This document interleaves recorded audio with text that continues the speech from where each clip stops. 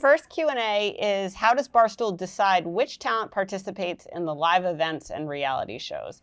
Barstool versus America, Surviving Barstool, etc. Is it just whoever wants to be there, or is there some strategy to the group of people put together? Ooh, this is a good question. So I think one of the best things about Barstool is that there is a whole talent pool that sits outside to the left of this place, that they're blogging, they're podcasting, they're in video shows, they're doing TikToks, like people tend to cross over a lot of different shows and formats. And I think that's really, really different from most companies. Like when you look, we shot The Dozen last week. We had Wallow and Gilly here. We had Will Compton here. We had the Chiclets guys here. Like when you look at a normal media company, or you look at the creator, if you kind of back to the rich piece, you look at the creator economy, Charli D'Amelio is only going to do what Charli D'Amelio wants to do and what she's paid to do. So the ecosystem around a person or a personality becomes kind of finite, right? The Kardashians right now are at the wedding of the century in Italy, which I do actually oddly want to talk about. I'm watching that a lot. The Kardashians have the same effect as Barstool. It's just amongst everyone in the Kardashians. It's within the family. You've got Kris, who's the Dave type of character. You've got Kourtney, you've got Khloe, you've got Kim, you've got the kids, you've got their various boyfriends and spouses, you've got the people who aren't there, like Kanye. The outfits have been very interesting. I've been following the outfits. I didn't understand the black. There's a lot of black, but then I look at Travis Barker and I'm like, you're pretty tatted up. Like black might be your bag. I do think she looks so happy though. I think she looks so happy. So I'm happy. Things I never thought I'd say. I'm happy for Kourtney Kardashian. Honestly, same. Back to Barstool reality shows. So I think part of what's so awesome about Barstool is just how people play off of and with one another. And I actually think the Pauls do this really well too, which is they kind of bop in and bop out of, conversations and memes and things happening with people, and they've put themselves in a lot of different circles. What's great about our reality shows is I think you get to see people who you otherwise may not know a whole lot about. It gives people the chance to develop their own personality by playing off of someone else. And then we're creating, from a production perspective, the catalyst for tension, right? Or drama or humor or entertainment, whatever that may be. So the casting is, are you available? Do people think you would be funny? Are you up for it? Are you going to be funny and interesting? Are you going to be dramatic? Someone like Joey and Pat, right? Like Pat and Joey is a phenomenal pick because you've got this whole duo vibe going. You have their bickering, you have their personalities, and then you have them in the mix with everybody else. So it's a little bit organic. It's a lot opportunistic. And then I think it's just chemistry of how do you cast any show? Typically you have a producer or a talent producer or a casting agent who's like, I want this type of profile and that type of profile. We don't do it that way. We're like, hey, look out in the pen, who's available, who isn't caught up in a podcast or a video show or whatever that may be, and who's going to mix it up with one another in a way that will unveil something that people haven't seen. All right, second question, back to the work questions. Wondering if Erika has any advice for women dealing with imposter syndrome. I'm in a place where I know I could be making a huge jump in my career, but I feel like I'm the only one holding me back. That's so sad. Don't hold yourself back. I think everybody feels like an imposter at times, and I think everyone feels like they're inferior or not good enough all the time. Like, I don't know anyone, save maybe like Dave Portnoy, who doesn't have doubts, and those, they can come to the surface. Sometimes you bury them and move past them. I think that the great thing about conquering your doubts is it gives you confidence that you can do it again and again and again. So the best thing to do is just to tell your doubt to shut the fuck up and get moving and do something. And then you do it the first time and you feel good about it. And then you do it the second time and maybe it doesn't work, but you learn something.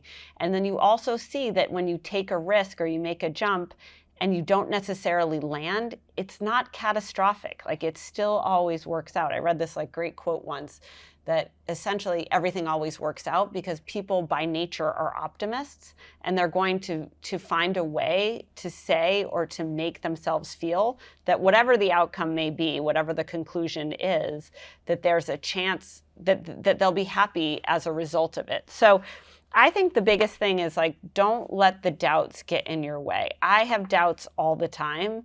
I also am like, I'm not doing enough, or I didn't do that the right way, or I shouldn't. And sometimes you just got to blow past that and try.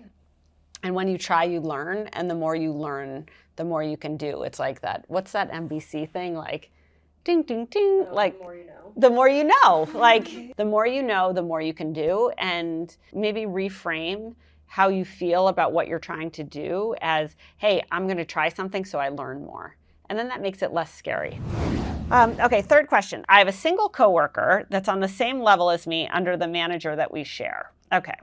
Recently, the manager reached out to me about becoming a manager for our department as we recruit new members for our team.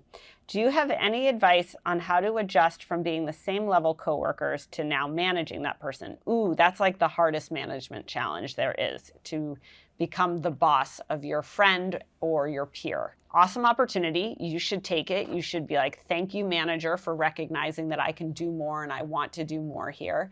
I think you also just need to be pretty straight with your peer, which is, don't announce anything before it's ready. Don't jump the gun. Wait for, the HR team or your manager or whatever to set the table so that you know who you're managing and when and why and how and all that. But then I also would give that person the courtesy of like, hey, as so-and-so, the manager said, like, I'm going to take on a new, bigger role. I'm really excited about it. Here are the things that I want to do. I know it could be kind of awkward since we were peers yesterday and today, we have a different type of relationship, but I'd love your feedback. Like, what do you think we should be doing? How do you think I can do the best job in this role? What do you want to be doing? Like, let's be a team. I think sometimes people get caught up in like a manager-employee thing of like, you're the boss and you're the manager. It doesn't have to be like that. You're like, hey, we're on a team together. I'm the captain of our part, right? Like, I'm overseeing the defense or I'm running the offense. But you need that person to be as motivated and as excited as you are, because then they're going to make you more successful and they're going to be successful as a result. So I think my advice would be like, play it straight, like be calm, don't go on a power trip. Like, the worst thing you could do is go on a power trip. People hate power trips. It makes people crazy. It gives people a lot of things to bitch and talk about behind your back, and ultimately it will undermine you. I think the biggest thing is to be straight about it, be honest about what you know, and be honest about what you don't know, and listen and solicit a lot of feedback from that person on like, how do we make this work? At some point, you're going to tell that person to shut up and you're going to do it the way you want to do it. But the more input you give, the more respect that you show, and the more calm you are in this transition and the more mature you are in this transition, the better off you'll be. Last question. My manager wants me to come up with new ideas for our company, but I don't even know where to start. What is the best way to brainstorm revenue-making ideas? I mean, it's kind of a funny thing to say to somebody of like, hey, why don't you come up with some revenue ideas for the company? I hope this person is really senior in like driving something. I think the biggest thing is, when we talked to Joanne, when we had Joanne on the podcast, is like, understand how your company makes money. That's like A1A. You have to understand how your company makes money. If you have a good understanding of how your company makes money, you should be able to find other ideas around how the company can make money that are either in the same vein of how your company makes money now or are different from how your company makes money now. I think one of the biggest problems with people at work is they don't actually understand how their company makes money. They don't understand the ins and outs. They don't understand revenue versus costs. They don't understand growth. And if you have a good framework for, hey, this is how company X makes money, it's easier for you to come up with ideas for new ways for that to happen or alternative ways for that to happen. I think it's hard to start when you don't understand what the company is running at or what the company is trying to do. If you educate yourself and create a framework, it's easier to come up with ideas that are viable. And it's kind of like when you took those tests either in like college or something, and it was like, we just want to understand how you think. It's like, how many gas stations are in the US? I always dreaded this question.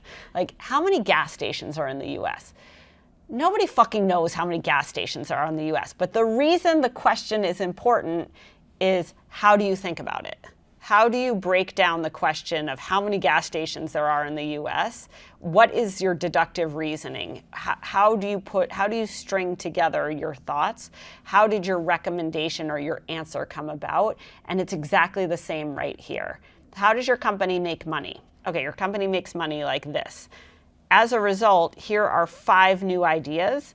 These are really radical and crazy. These are more of the same of what we do today. And here's a grab bag of something in the middle. But what your manager wants to see, I think, is new thinking as well as how you think. And so by doing an exercise like that, you can give that person what they want and hopefully advance yourself in the process.